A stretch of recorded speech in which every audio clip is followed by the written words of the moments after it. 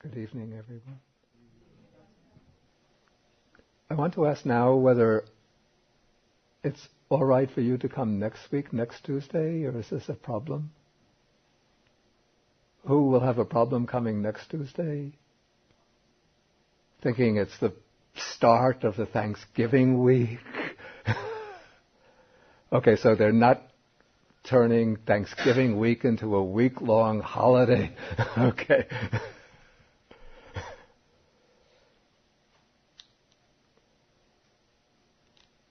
It seemed 2 weeks ago they were turning Halloween into a holiday. Since only, about 3 of our regular students were here on that day. And it was a very important class, because that was the part of the greater discourse on the elephant's footprint, which brings together, I think, the only place in the Sutta Pitaka which brings together these two schemes of the 5 aggregates and the 6 sense bases.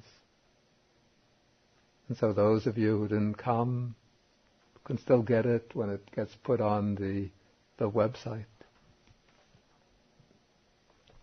Okay, today, and I announced then that I would be taking for today's class the Greater Discourse to Mahamalunkya Sutta. This is number 64. Number 64 in the Majjhima Nikaya, the Mahamalunkya Sutta. This is on page 537.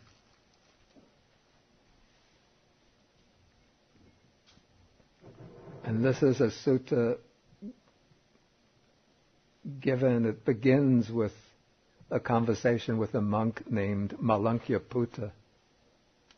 If you remember, this is the same monk who is the subject of the shorter discourse to Mahamalunkya Sutta. This was that monk who one day was sitting in meditation and then speculating about these questions, whether the world is eternal, not eternal, infinite, not infinite, and so on. And then he said, I'm going to go to the Buddha and ask him these questions. If the Buddha will give me an answer to these questions, then I'll stay with him. If he doesn't give me an answer to these questions, then I will leave the Sangha and go find another teacher. And then when he came to the Buddha and gave the Buddha that option, then the Buddha said, when you join the Sangha, did I ever tell you that I'm going to answer those questions for you? And then the Buddha used the famous simile of the man shot with a poisoned arrow who doesn't allow the surgeon to remove the arrow until he finds out the name of the man who shot him, what social class he belonged to, how tall he was, what color skin he had, what kind of material he used for the arrow, and so on. Okay, so the sutta takes place in the Anathapindika's park at Savatthi. And the Buddha opens the discourse, he addresses the monks and says, do you remember the 5 lower fetters as taught by me? These are called the Panch Oram Bhagyani Sangyojanani, the 5 lower fetters, because altogether there are 10 fetters which bind sentient beings to samsara, to the round of existence. And to gain full liberation, all of these 10 fetters have to be eradicated. But the 10 fetters fall into 2 groups. The first group are called the 5 lower fetters, because these are the 5 fetters that bind beings to the sensuous realm of existence. And then the 5 higher fetters are fetters which bind beings to the form and the formless realms. If you remember in the Buddhist cosmology, the Buddhist picture of the universe, there are these 3 domains or 3 realms of existence.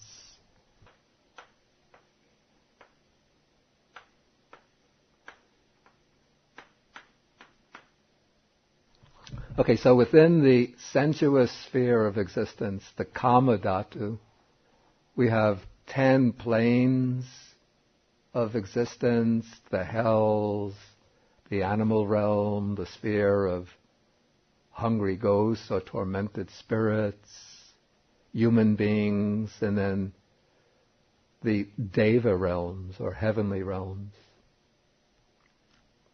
And what keeps living beings, ourselves, tied or bound to these planes of existence are the 5 lower fetters.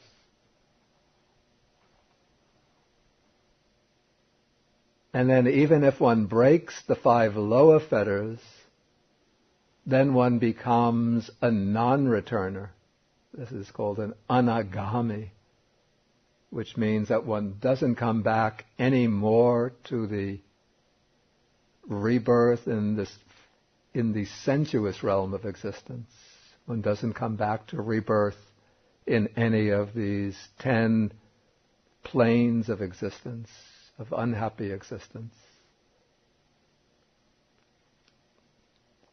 But one is still bound by the 5 subtle or higher fetters to rebirth in the form realm. That's the realm of the Brahma deities. And there's about 15 planes in that realm. And then above that, there's the formless realm, of which there's 4 planes.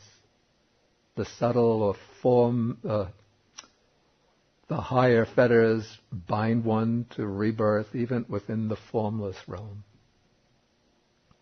Okay, so in this sutta, the Buddha is asking simply, what are the 5 lower fetters? And the monk Mahamalunkya says that he remembers the 5 lower fetters. And then the Buddha asks him, how do you remember them as taught by me? And then Mahamalunkya says, I remember identity view, Sakkaya Ditthi. This is the view of a self existing in relation to the 5 aggregates. I remember this as a lower fetter taught by the Blessed One. I remember doubt as a lower fetter taught by the Blessed One. I remember adherence or clinging to rules and observances.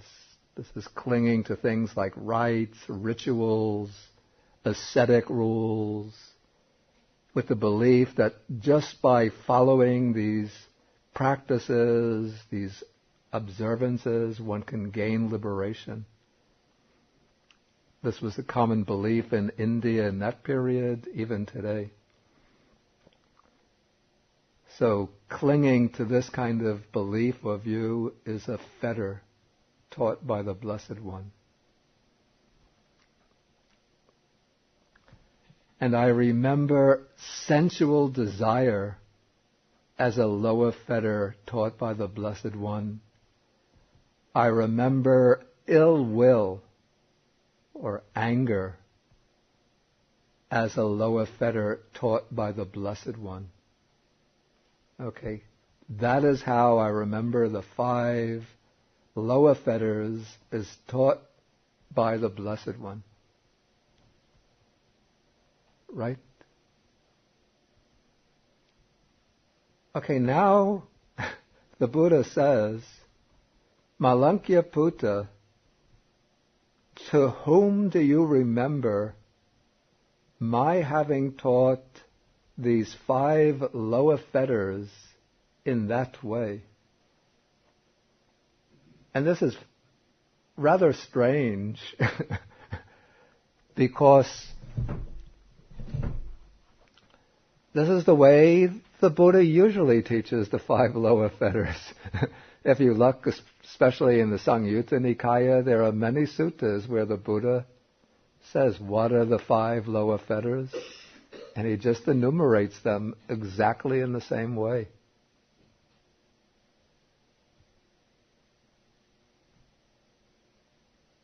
So why does he pick out and question Mahamalunkya here? As though he's saying, by his question, he seems to be implying, I've never taught the 5 lower fetters in that way before.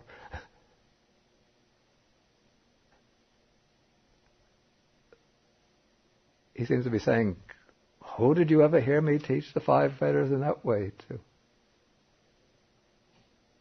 Right? Doesn't that seem to be the implication of that question?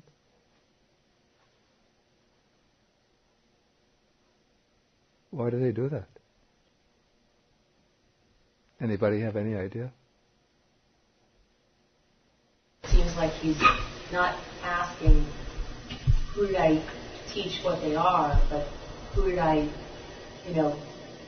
impart the inherent attachments to? Who did I actually give these to? I didn't actually give those to. It's like the example of the young infant that he gives. That's not been taught to them, they just have them. So it seems to me that he's not saying, who did I teach this to, but more, who, I didn't actually have to teach this to any being. The sentient beings already have these things. But that's the implication I can see. But I don't know. I'm just guessing. No, the question is, to whom do you remember the 5 lower fetters as having been taught? I think it's not asking directly, who among the bhikkhus, who have I taught this to? More asking, who had to be taught this? But like I said, I'm just guessing. I don't know. I don't quite understand. That it's not something that needs to be taught. Mm-hmm. That these are concepts that he's explaining, but they're not things that are taught to. The example of the young infant. The young infant has them already. They don't need to be taught to the young infant. Of course, the young infant has the 5. Right, they have them already. They don't need to be taught to them. That's what I'm saying.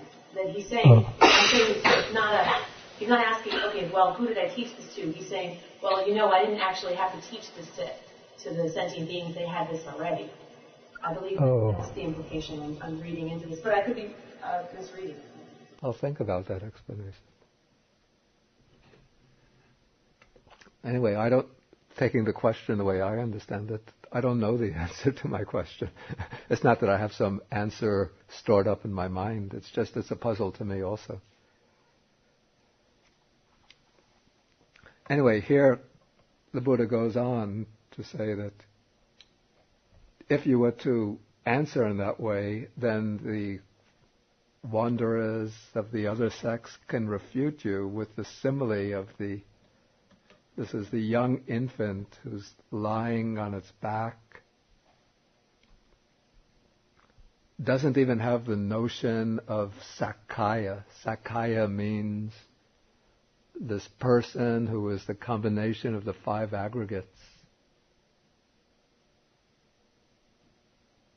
So how could this infant have an identity view?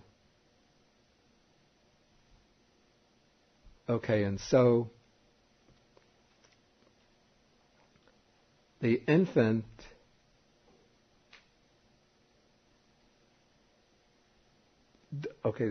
doesn't have an identity view. He's not formed an identity view. And yet, this is what the text says, Anuseti tveva asa sakaya dittanusayo. There is lying latent within him the underlying tendency to identity view.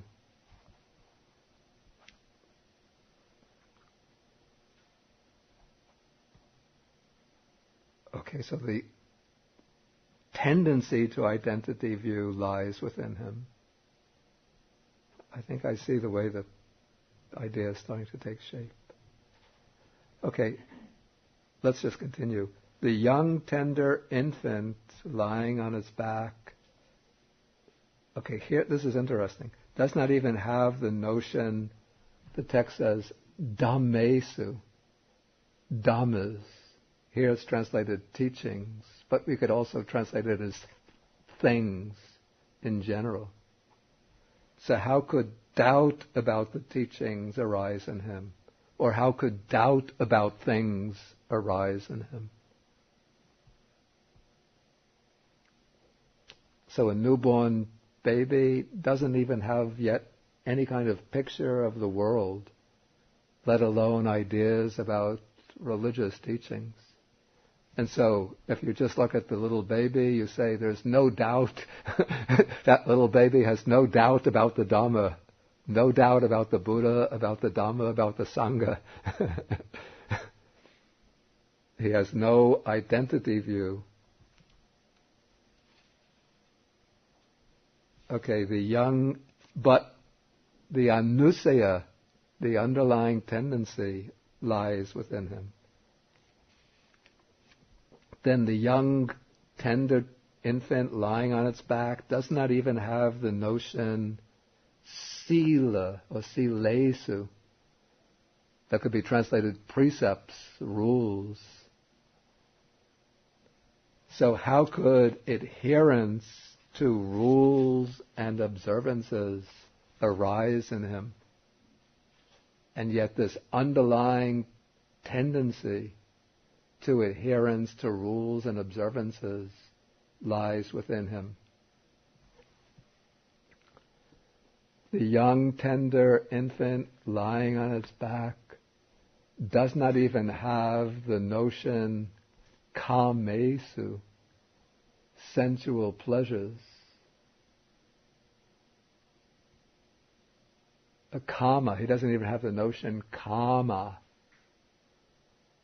So how could sensual desire or desire for sensual pleasures arise in him?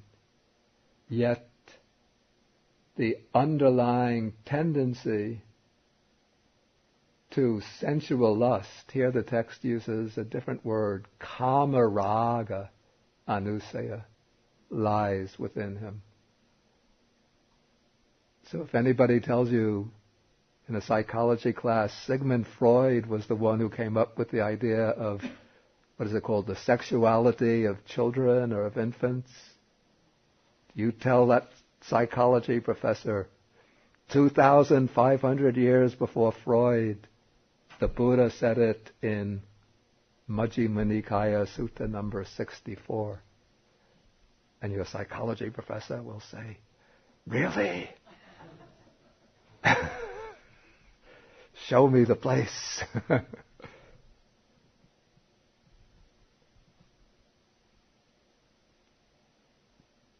Okay, then the young tender infant lying on its back does not even have the notion of other people, other beings.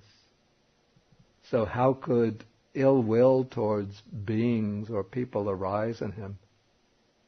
The little infant just gets, if it gets annoyed, it just gets annoyed with unpleasant sensations. And yet the anusaya, the underlying tendency to ill will, lies within him. Okay, so this would be the kind of reasoning that these wanderers of other sects would use to refute the idea that identifies the fetters with simply identity view, doubt, adherence to rules and observances, and so on.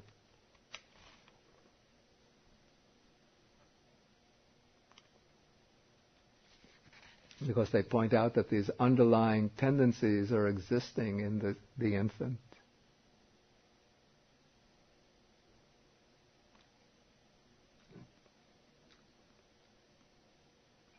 But this seems to be ascribing to the wanderers of other sects the idea that underlying tendencies exist in, say, newborn infants. Whereas that idea seems to me to be something quite original to the Buddha.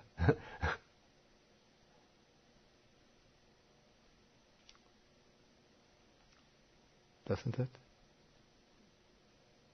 Especially the term anusaya. Anusaya, to my knowledge, was a term that was invented by the Buddha.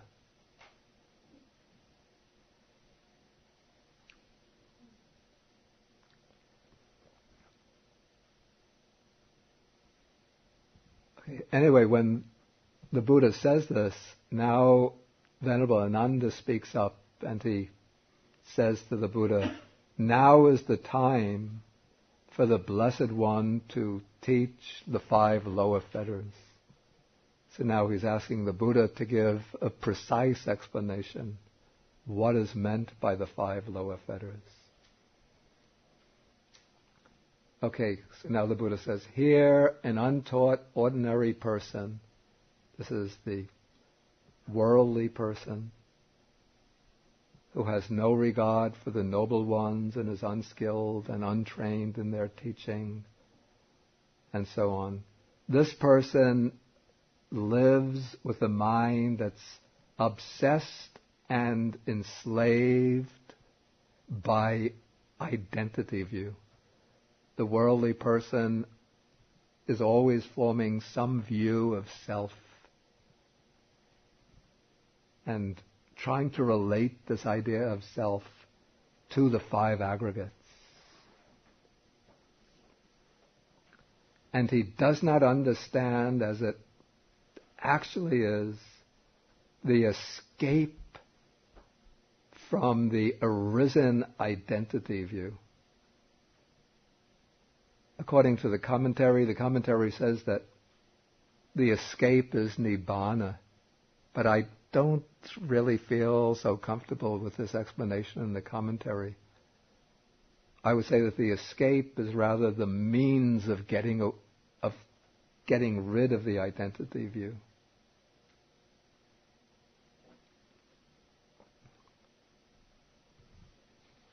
Okay, and then the Buddha says, and when that identity view has become habitual, this is the translation here, which I'm not so satisfied with, but first I'll read this translation. When that identity view has become habitual and is uneradicated in him, it is a lower fetter. Then the same is said with regard to the other 4 fetters. With regard to doubt, adherence to rules and observances, sensual lust and ill will. In each case, one dwells with a mind obsessed and enslaved by that particular defilement, and one does not understand as it actually is the escape from that arisen defilement. And when that defilement becomes habitual and is uneradicated, then it is a lower fetter. The words that are translated here, habitual and uneradicated in him, the Pali expression is tamagata apati vinita.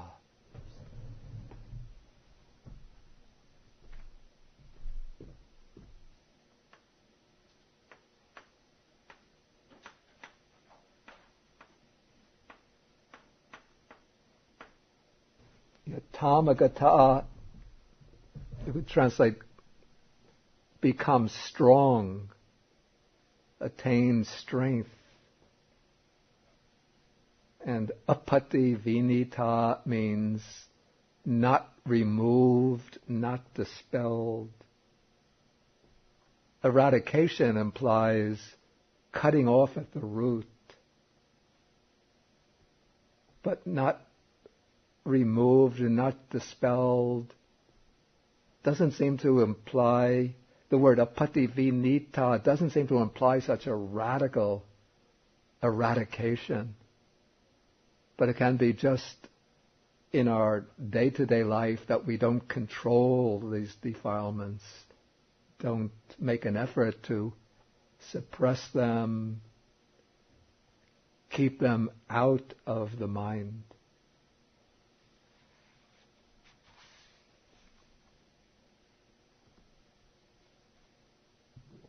So this is the sense of being a fetter.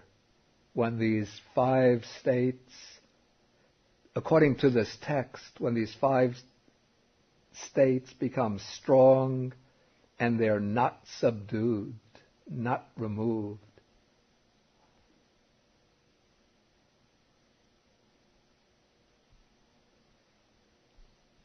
But I have to say, this explanation strikes me as not so...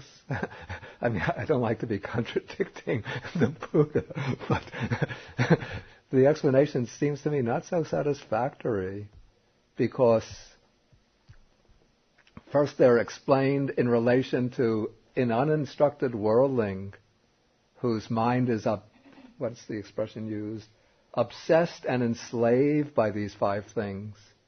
But let us take an instructed disciple who's not yet a noble one,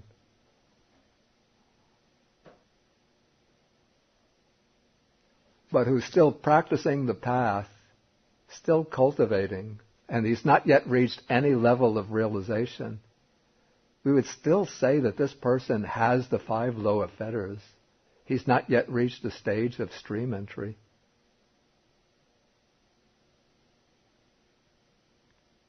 He's making an effort to weaken these 5 defilements.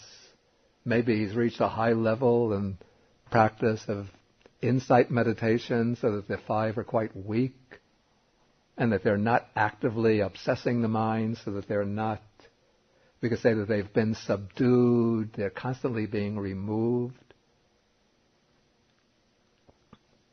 But until they are actually cut off at the root, they will keep that person tied or bound to the possibility of rebirth in the sensuous realm of existence. And in that sense, one would have to say that they are still fetters.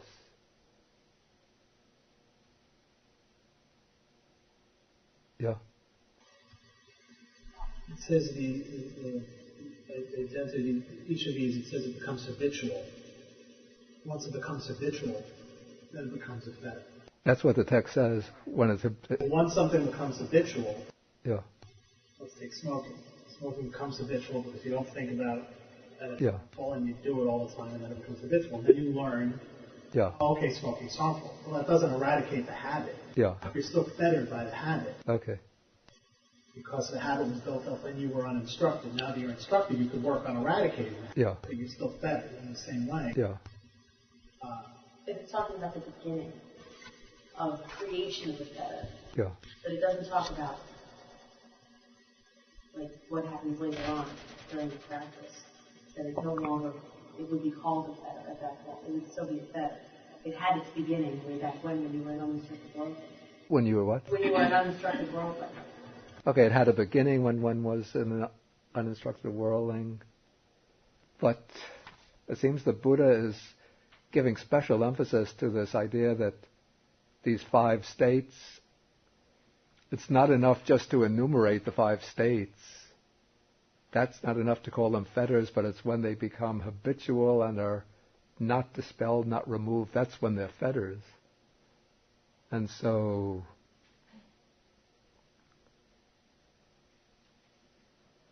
when one is working to remove them, and they're not so habitual, as long as they can keep one bound to rebirth in the lower realms, I would call them fetters. Maybe let's take the next paragraph and see if that gives a contrast. Okay, a well-taught noble disciple who has regard for noble ones, who's skilled and disciplined in their teaching and so on, does not abide with a mind obsessed and enslaved by identity view. He understands as it actually is the escape from the arisen identity view. An identity view together with the underlying tendency to it is abandoned in him. Let's see what that note says. Okay, I know what this is. Okay, and then the same thing is repeated for doubt, adherence to rules and observances, sensual lust, and ill will. In each case, he understands the escape from it, and then that in each case his mind is not obsessed and enslaved by it. He understands the escape from it when it arises, and then that defilement together with the underlying tendency is abandoned in him. So actually there are several stages here. So it's not describing the disciple all at one stage, but we could see a sequence. First, in an earlier stage of training, he's abiding with a mind simply that's not obsessed and enslaved by these defilements. And now he knows the way, the practice, the path to remove it, to abandon it completely. We could say that that is the stage of the one on the path to removing the lower fetter. And then one who has reached the stage of non-returner, that is the one who has abandoned the 5 lower fetters together with the underlying tendency to them.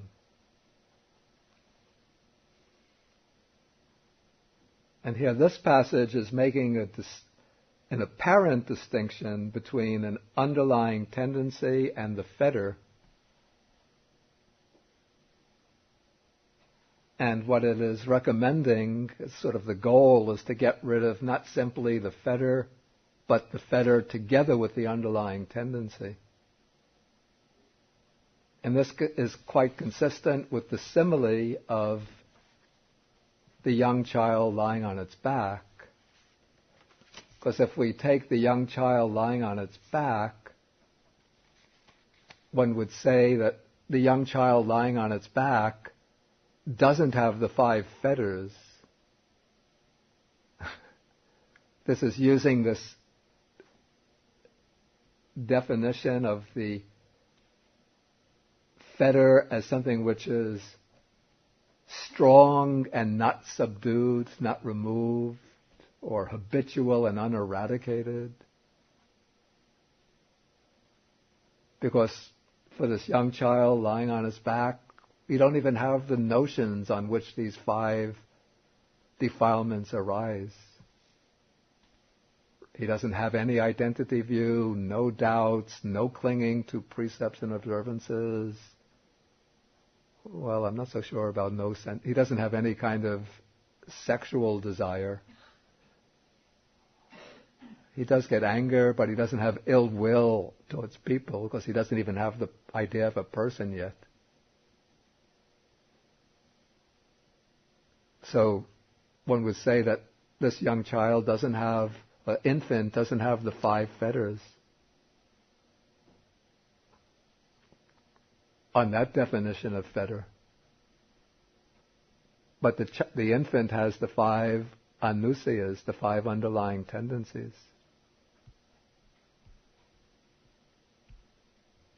Did you Would you have your hand, Suki? Yeah. Now, I think somehow I can go back to the beginning when you questioned why did Buddha say in what way do you remember the 5 laws that is taught by the If you emphasize in what way, then the Mahamalunkya answer really superficially, not talking about the way Buddha taught, like including anusaya and feathers. He just simply lined up all 5 of them, and then the Buddha will, because the Buddha said, in what way do you remember? Meaning the Buddha was expecting Mahamalunkya to answer more, including anusaya and the feathers. And then the answer was, if you answer that way, other sectors we can refute with the example of just the infant. So therefore, when you talk about 5 feathers, then you have to not just illustrate just 5 of them, but you have to really explain. Okay, maybe that's a good point. Okay, let me just put this in for the recorder.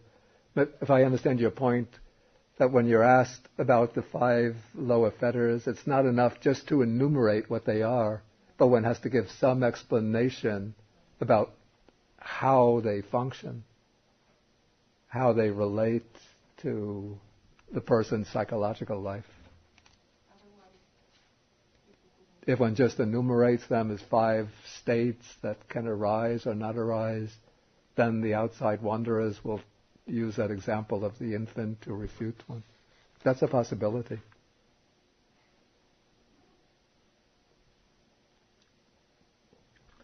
Okay, let us go. Shall we go on? Anybody have any other idea? Oh, I had an idea. Something. Yeah, I was going to explain that the commentary makes things a little confusing by going back to, you might call, the more orthodox or typical way of explaining, which is to say that the fetter and the anusaya are really not different things, but are actually the same thing, but just looked at from 2 different points of view, or considered in terms of 2 different aspects. So it says that, taking, for example, Sakkaya Ditthi, identity view can be considered a fetter in the sense of binding. That is, the special meaning of fetter is that which binds one to the round of birth and death. And identity view is considered an anusaya, an underlying tendency in the sense of being unabandoned or uneradicated. Because the underlying tendencies are these states that are unabandoned within the deep stratum of the consciousness, deep stratum of the mind. Yeah. Could we say that they are underlying tendencies in the sense that they have become habitual?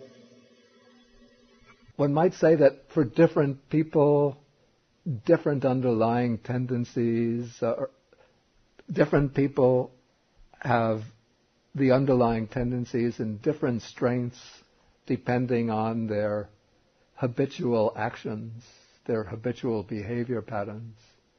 And so when we behave in particular ways, when we act, speak, think in particular ways, our behavior strengthens the underlying tendency, reinforces the underlying tendency.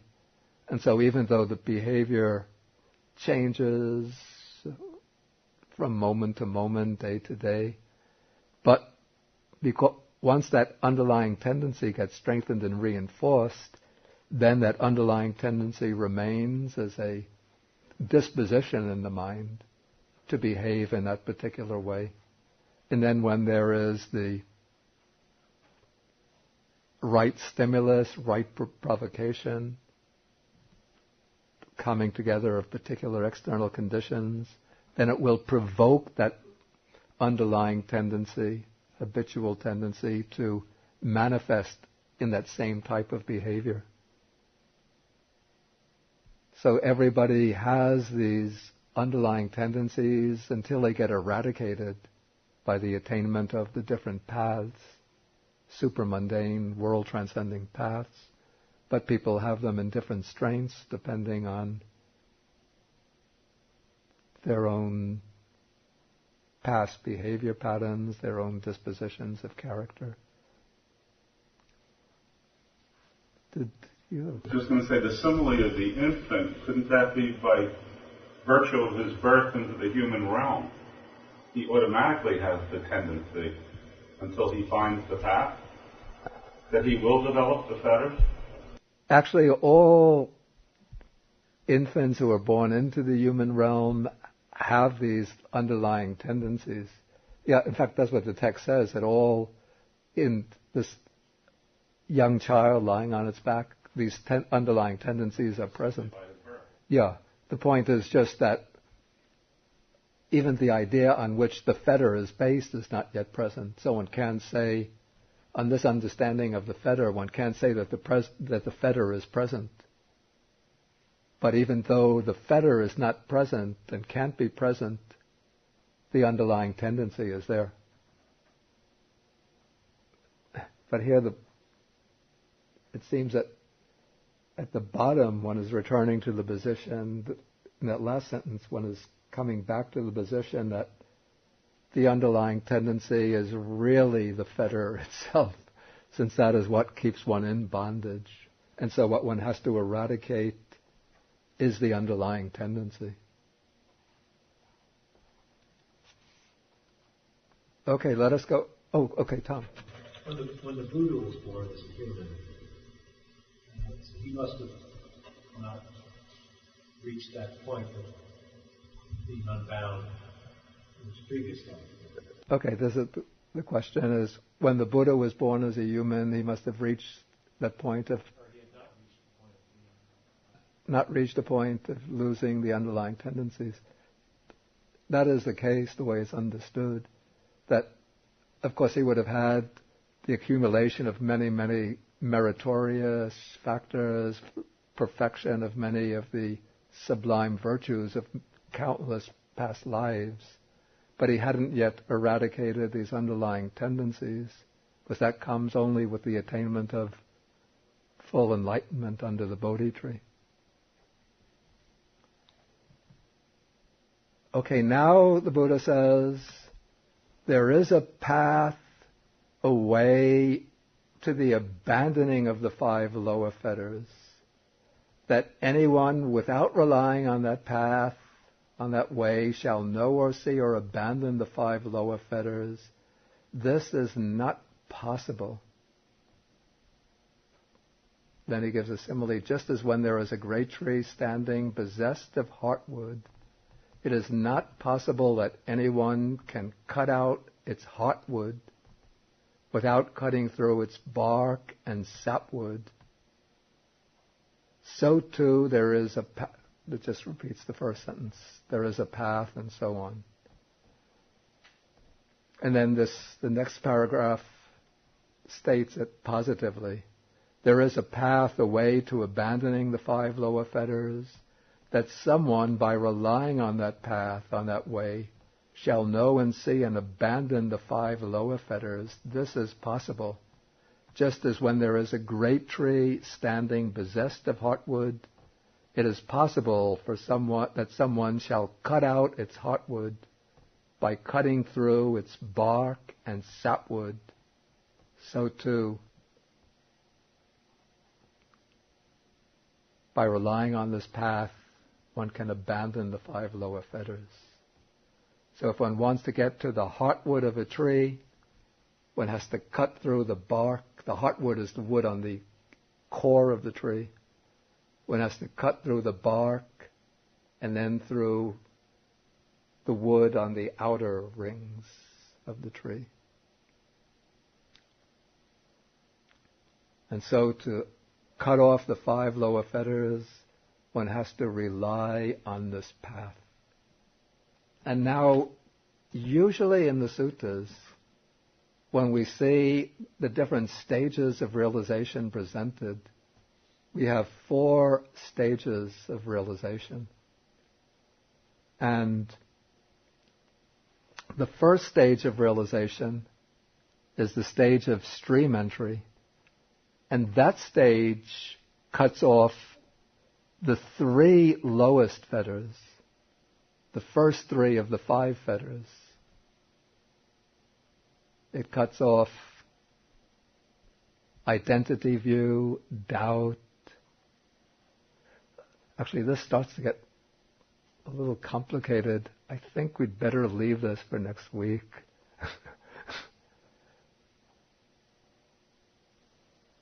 It gets too complicated to try to fit in a hurry now. Are there any questions on anything that we covered this evening?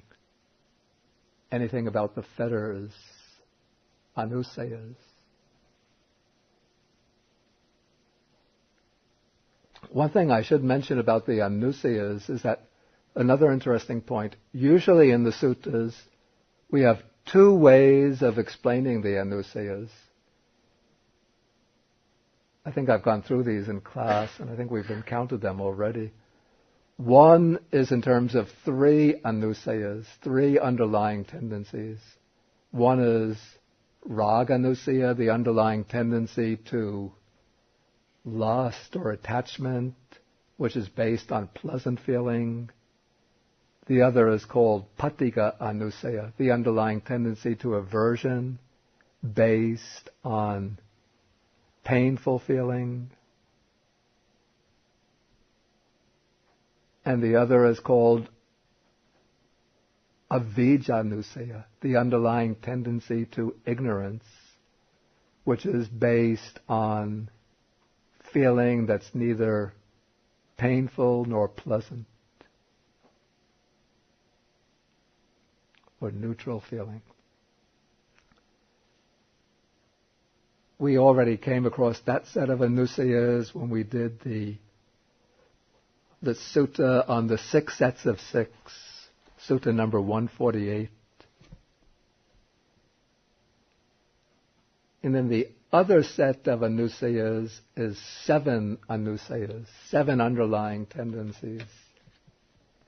This is the set of underlying tendencies that comes to dominate in Buddhist tradition, particularly in the Abhidharma systems. We find these mentioned in the Majjhima Nikaya in Sutta number 18.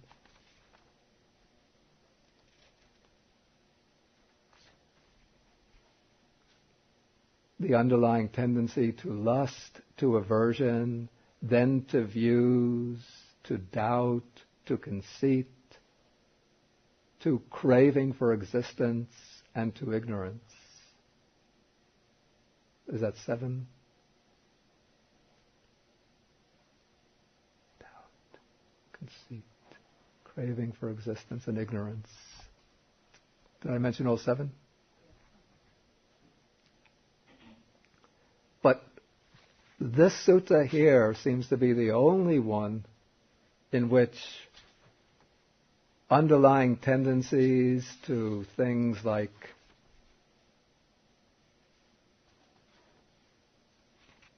adherence to rules and observances are mentioned. The underlying tendency to ill will is mentioned. Of course, we can relate the underlying tendencies from the set of 7 to these 5 underlying tendencies. But we don't come across these technical terms like the underlying tendency to adherence to rules and observances. I don't think we come across that anyplace else but the sutta.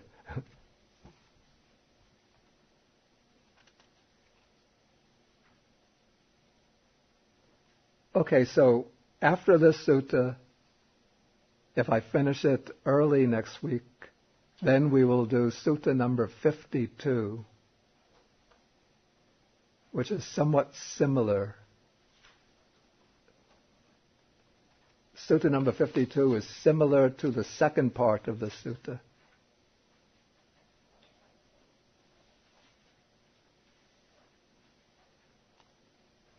So we could almost take them together.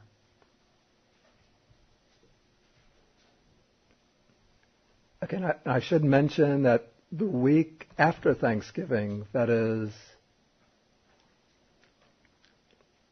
November 28th, then I won't be here, so we won't have a class that week. Not because of this, an extended Thanksgiving vacation, but I have to go away that week. Okay, so we end with the sharing of the merits. Okay, we share the merits with the devas that protect the Buddhasasana,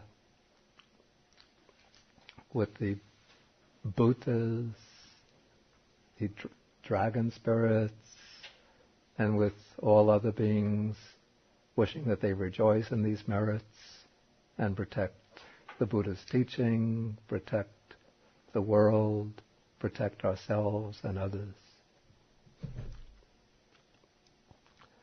Akasata cha bhumata deva naga mahitika punyantang anumoditva chirang rakantu sasanang. Akasata cha bhumata deva naga mahitika punyantang anumoditva chirang rakantu desanang. Akasata cha bhumata deva naga mahitika punyantang anumoditva chirang rakantu mang parang.